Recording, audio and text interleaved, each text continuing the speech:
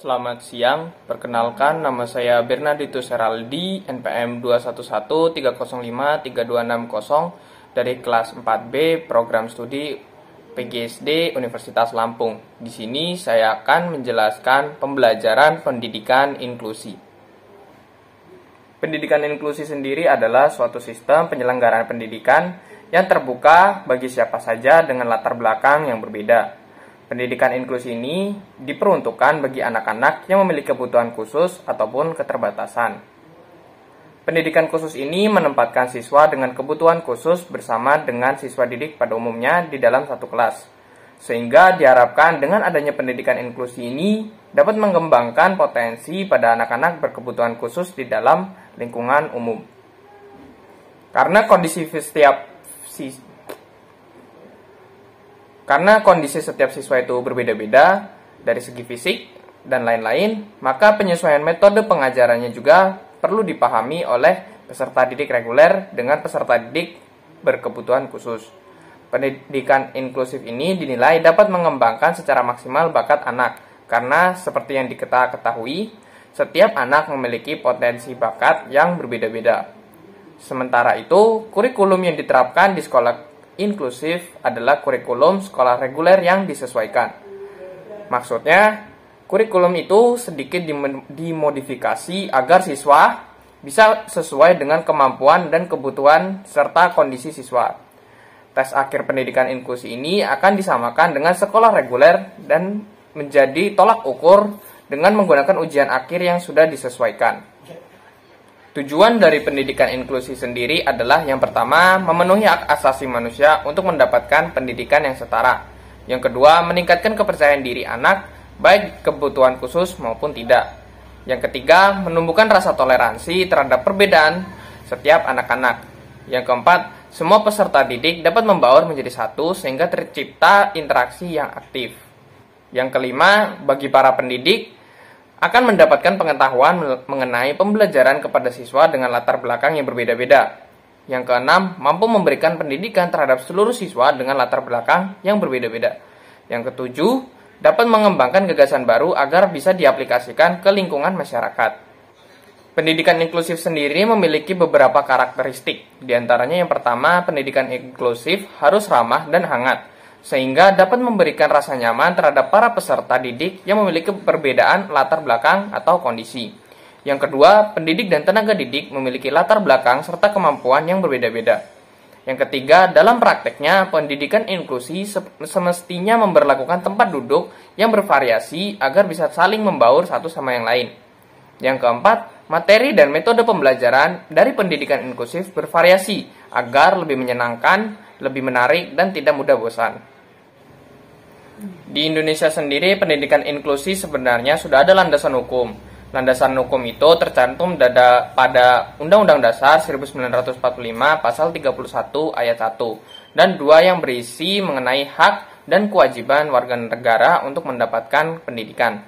Selain itu, pada Undang-Undang Nomor 23 Tahun 2002 Pasal 48 dan 49 tentang perlindungan anak menyatakan bahwa pemerintahan wajib menyelenggarakan program pendidikan minimal 9 tahun dan memberikan kesempatan seluas-luasnya kepada anak untuk mendapatkan pendidikan. Selain itu, dalam Undang-Undang Nomor 20 Tahun 2003 menjelaskan bahwa pendidikan merupakan suatu usaha untuk mewujudkan suasana dan proses pembelajaran yang dapat mengembangkan potensi peserta didik supaya memiliki kekuatan dalam hal keagamaan, kepribadian, pengendalian diri, akhlak, serta keterampilan yang diperlukan di lingkungan masyarakat, bangsa, dan negara. Yang berikut adalah salah satu contoh video mengenai pembelajaran pendidikan inklusi. Anak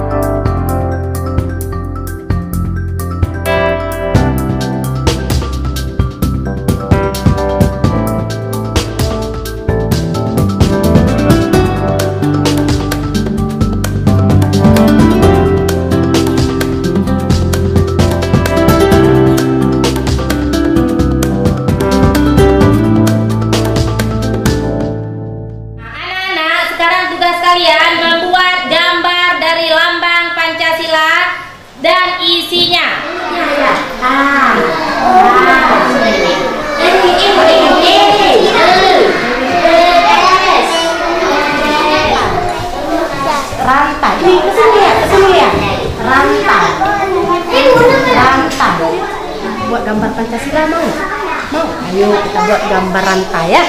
Coba Nabil buat sendiri gambarnya. Kita buat gambar ya. Gambar. Buat Nabil. Buat gambar.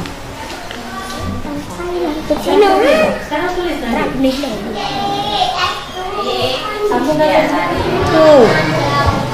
Oke, K Nabil, ucap Nabil K. Ini bagus. Ini ini N. Ya, apa namanya ini sayang? Apa namanya? Y, coba.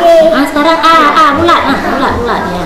Bulat seperti bola. Dua manusia yang ada yang berhadap pincang jaga. Mengatakan membawa tu untuk tiba. Iya, tepuk tangan semuanya. Ini huruf apa nak? Huruf A. Ini huruf A. Huruf A ini sayang hai. Ini huruf apa? A. Kalau ada apa ibu? Huruf A. Ulang. A. I. U. E. Oh. Haji. Jaga. Cicak lagi ibu 3. Oke.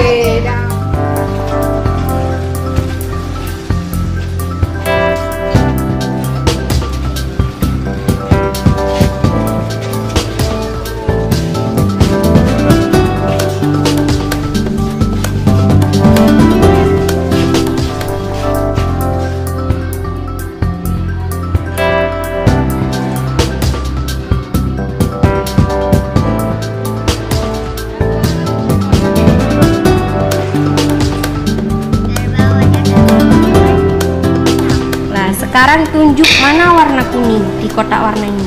Tangan bagus. Warna kuning. Warna hijau yang mana? Nah, hijau. Warna coklat. Sekarang pengenalan warna ya. Nanti dihafalkan ya. Biru, kuning, hitam. Ini warna apa? Hitam. Ini warna apa? Merah. Yang ini? Hitam. Yang ini? Putih. Pinter. Bola itu biasanya digunakan dalam permainan apa? Bal-balan. Sepak bola. Pinter. Sudah selesai?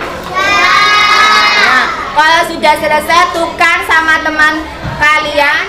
Coba diperiksa apakah dalam kalimat itu ada yang masih kurang kata-katanya maupun hurufnya.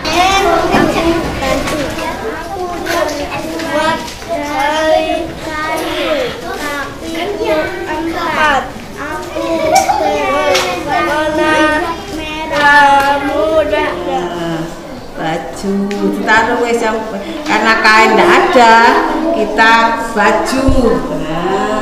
Itu yang harus terpenuhi adalah kebutuhan pokok. Bukan apa ya? Kebutuhan apa? Lihat buku. Kebutuhan pokok. Tulis.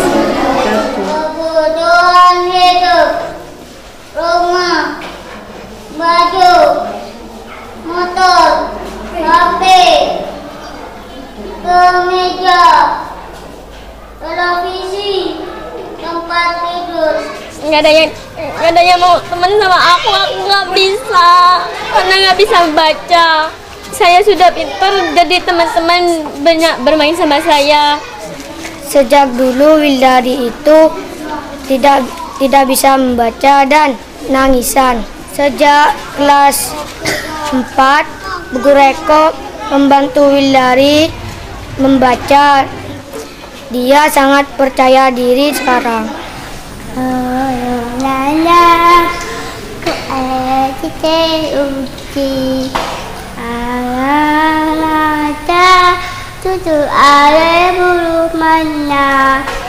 Udah pandai lah dia daripada duduk di rumah kan. Padahal orang kayak gitu nggak sekolah, tapi saya kasih sekolah sama Ibu Rauda, Ibu Enun. Pandai orang tuh ngajar, udah pandai ngomong lah daripada dulu ya. Sekarang ibu udah pandai manggil bapak, nama-nama orang dah pandai dia. Kami pembagian tugas, kalau guru kelas sudah ada kesulitan dengan siswa yang ABK, mereka akan meminta bantuan kepada kami yang GBK, karena terkadang anak tersebut tidak betah dalam lokal. Mereka kebetahan dalam lokal cuma beberapa menit, jadi kita harus menanganinya secara khusus. Bagaimana supaya pelajaran yang diberikan oleh guru kelas kita dapat maksimalkan dengan siswa yang ABK ini. Kami didukung oleh PSM yang sangat antusias sekali, yang melakukan dengan mendanai pembelajaran inklusif ini dengan tenaga gurunya melalui pendanaan Jumat Cantik. Jadi dengan adanya perhatian atau program pemerintah ini, lama-kelamaan anak-anak berkebutuhan khusus ini percaya diri bahwa dia mampu sama dengan anak yang normal. Pendidikan inklusif di Lumajang ini pas sekali dengan yang kami janjikan kepada masyarakat. Kami menginginkan tidak ada orang yang tidak terlayani di dalam pendidikan. Pak Bupati sudah mengeluarkan surat keputusan berkaitan dengan anak-anak berkebutuhan khusus ini harus mendapat perhatian khusus juga. Ketika kelebihan yang ia miliki diarahkan, saya pikir anak-anak yang berkebutuhan khusus pun akan menunjukkan kelebihan-kelebihan yang luar biasa yang bahkan bisa melebihi anak-anak normal yang lain.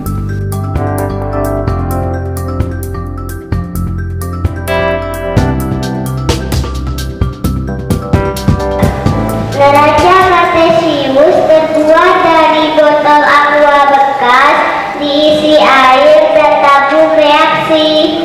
Kalau posisi seperti ini disebut terapung apabila benda berada di permukaan air.